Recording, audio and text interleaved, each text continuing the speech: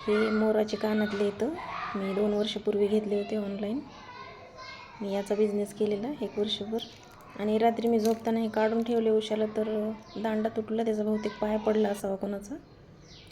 आणि माझ्या आवडीचे त्याच्यामुळे मला टाकून द्यावं वाटणं, तर मी गम घेतला आहे चिटकवायचा प्रयत्न करते, तर नाही शेवटी चिटकलं ते. आणि पुरी बनवण्याचा बेत आहे. आज फ्रेंडशिप डे, तर मुलं बड्डेसाठी गेले ते शेजारच्या मैत्रिणीकडं. आणि आई आली होती, तर आज तिने मला भाज्या घेऊन दिल्या. आता पोरांच्या डब्यासाठी भेंडी घेतली.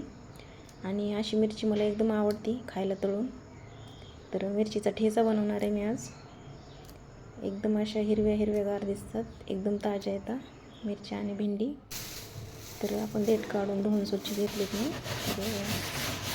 आणि तेल आणलेलं, तर डबा खूप गंद झाला होता, चोपडा झाला होता. तर मी तेल ओतून घेतले त्याच्यामध्ये. आणि मी आता पुऱ्या बनवण्यासाठी डायरेक्ट कढईमध्ये टाकते तेल.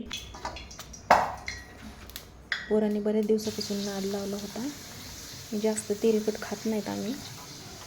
आणि यावर्षी पापड एकदम छान झालेले. आईने आणि मी पापड बनवले दोघीजणींनी. उडदाचे पापड आहेत, मुगाची डाळ अर्धी मिक्स केलेली, 10-12 किलोचे पापड केलेले.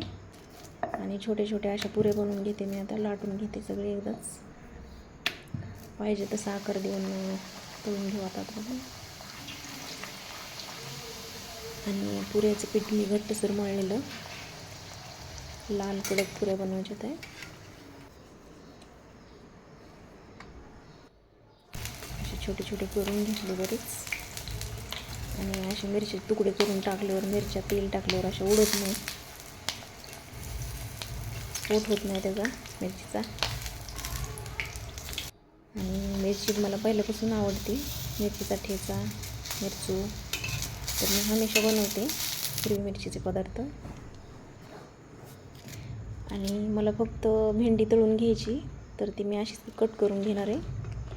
आणि फक्त वरून ते मीठ टाकणार आहे मी. फक्त शिल्लक राहिलेल्या तेलामध्ये मी अशीच फ्राय करणार आहे. एकदम छान लागते मिठातली भेंडी. आणि साधं मीठ